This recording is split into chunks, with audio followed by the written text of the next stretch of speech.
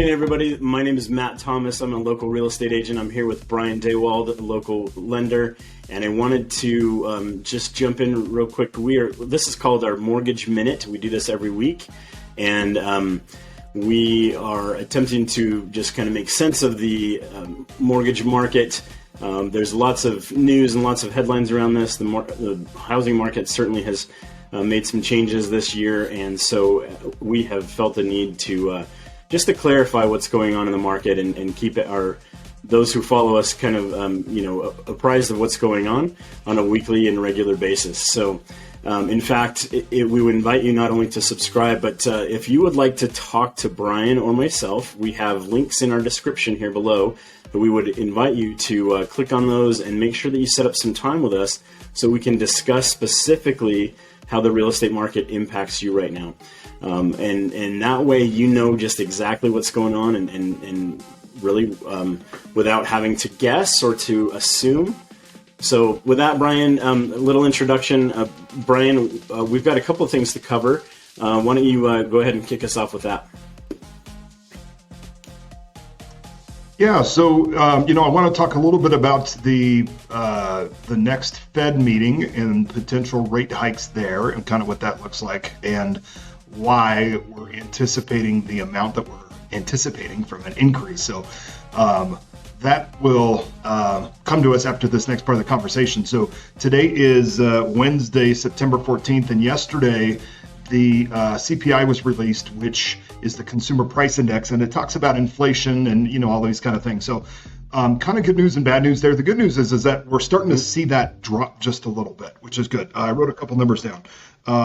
The actual report yesterday for August was 8.3%, which was down from 8.5% in July, which was down from 9.1% in June.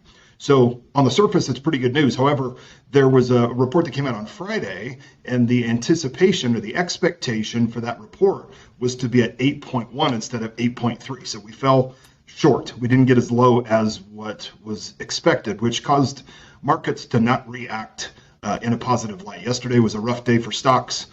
If you follow any of those, all of the three major markets were down pretty heavily yesterday. So the other thing that we saw is that the core inflation, which takes out food and energy, was actually up a little bit, which is a little bit of a surprise. So anyway, like I said, kind of good news, bad news there. A little bit of more good news is that we anticipate continuing to see those levels drop. These numbers and this data is a little bit behind schedule, right? So this information is posted and looked at from last month. So we're starting to see a little bit of a decline, and even the information yesterday and today was better than the report shows. So anyway, hopefully that's good news. As such, the Fed is anticipated to move rates somewhere between 0.75% and 1%. We don't know that for sure until they kind of come out and say, but this would be their fight, if you will, to keep dropping those numbers a little bit. So more good news, and we've talked about this often, is that oftentimes when the Fed increases their federal funds rate, which is the rate at which banks lend each other money overnight, it does not have a direct impact on mortgage rates. So again, more good news. Oftentimes when the Fed does raise rates, particularly if it's higher than anticipated, bond markets react very, very well. So if that happens, and this inflation keeps kind of dropping a little bit, we're going to see some improved mortgage rates. High inflation numbers compete with bonds often, which is really where mortgage prices derive from.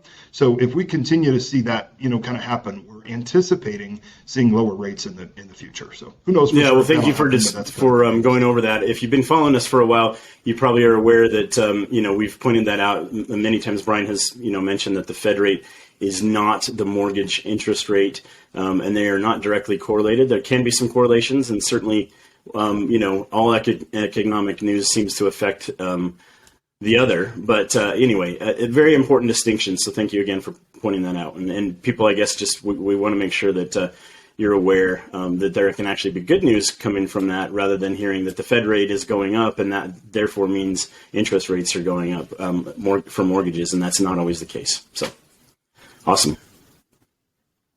True. And I'll point out, if you don't mind me adding this piece in, oftentimes on the backside of an inflation time period is a recession, and that can be really, really good for home prices and for mortgage rates. So, what that means is that we may see prices start to rebound a little. Obviously, we don't know this because there's a lot of other determining factors, but it wouldn't surprise me at all if we started to see mortgage rates drop and home prices.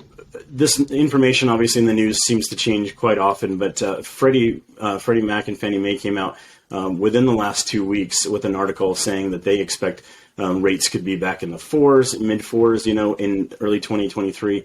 Obviously, no one knows. Again, it comes down to the old to the crystal ball, right?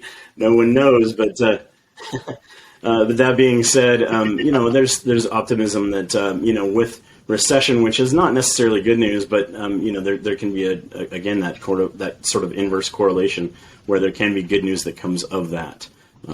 Yeah. And then you had another point to share with us right now. Oh, by the way, actually, last week we saw you had hinted at the conforming loan limits going up, and that actually happened. Is that correct? Yeah. It did. Yeah, this is actually really good news. So, lots of folks have heard of Fannie Mae or Freddie Mac once or twice. They've been in the news a few times. They're the I explain it as they're the behemoths on Wall Street that make up all the rules for the lending world, particularly what we call conforming. Anything above a conforming loan amount is known as a jumbo. So each year, Fannie Mae and Freddie Mac sort of analyze housing prices and make adjustments based on, these numbers, and they've continually, increased their loan amounts over the years. So for 2023, we just got released conforming limits for next year, and we've increased from $647,200 to be exact, up to $715,000 this year. So that means anybody at those bigger price points can now look at conventional and conforming loans instead of jumbo loans, which are much easier to qualify for. So it's really good news. Yeah, very good. Very good news. Cool. Awesome. Yeah. And those, by the way, those are live now. That normally doesn't happen first part of the year. They've made an early release of it, if you will. So we're actually writing those loans today. Good. Yeah. So effective immediately. And that went in just earlier this week, I think, right? Yep. Last week. Yep. Late last week, early this week. Yeah. Very good. Now, was there another good news matter that you wanted to touch on as well? Okay. I think that was everything I wanted to cover. Yeah, the loan limits and fantastic. The CPI and some mixed news, but again, it kind of reemphasizes the reason that we do this on a weekly basis, and reemphasizes the reason we would love for you to subscribe. Make sure you click the notification bell to make sure that you're aware of when these come out, when these reports come out, so that you can kind of keep your finger on the pulse of what's going on in the mortgage world and the real estate world as well. And again, the whole point of us informing you in this way is to make sure that you have the best news or the most current information possible, so that you can make decisions for you and your family as you seek to invest in housing.